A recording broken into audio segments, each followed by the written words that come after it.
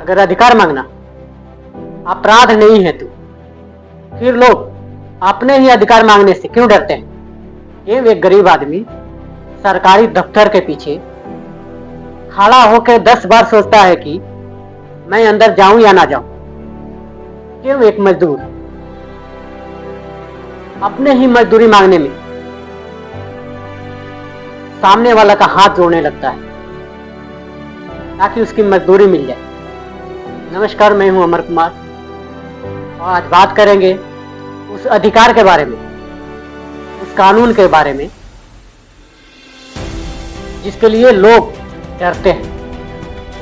हमें पता है कि हमारा अधिकार क्या है, लेकिन फिर भी हमें क्यों डर लगता है? जानते हैं, डर ये वही डर है जिसके वजह से हम सबका अधिकार छीन जाता है। कई ऐसे लोग हैं जो कभी भी अपने अधिकार मांगने से डरते नहीं है। हाँ, यदि डरते हैं तो उस सिस्टम से, उस व्यवस्था से जिन्हें बार बार ये महसूस कराती है कि तुम्हारी आवाज का कोई कीमत नहीं है। यदि गांव में किसी राशन की दुकान पे यदि उसकी भाव पूछी जाती है ना, तो लोग कहते हैं कि बहुत सवाल करते हो। यदि किसान अपनी फसल की उचित दाम पूछता है तो लोग कहते हैं कि अगले बार मेरे दुकान पे मत आना।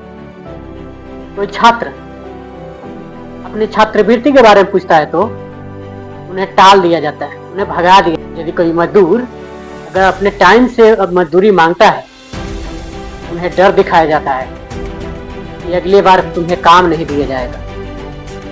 और धीरे धीरे इंसान ये मान लेता है कि चुप रहना ही सबसे सुरक्षित जगह है। जानते हैं भ्रष्टाचार कहाँ से शुरू होता है?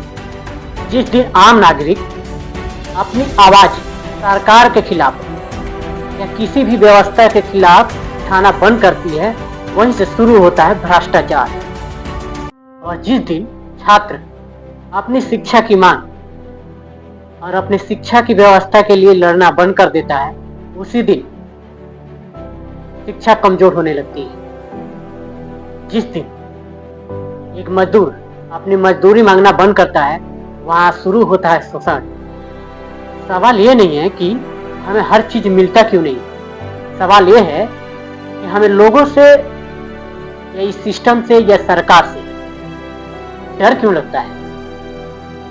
कि कौन है जो हमें इतना डर लगता है?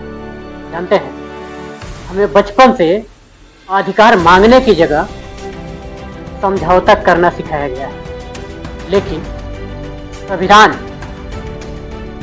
हमें डर कर जीने के लिए नहीं दिया है।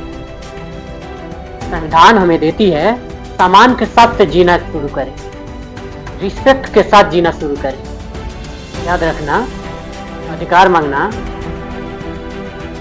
लड़ाई करना नहीं होता है, बल्कि अधिकार मांगना हमारे अस्तित्व की एक्सेप्ट करना होता है। अगले भाग में हम जानेंगे कि जब जनता, नागरिक सवाल करना शुरू करती है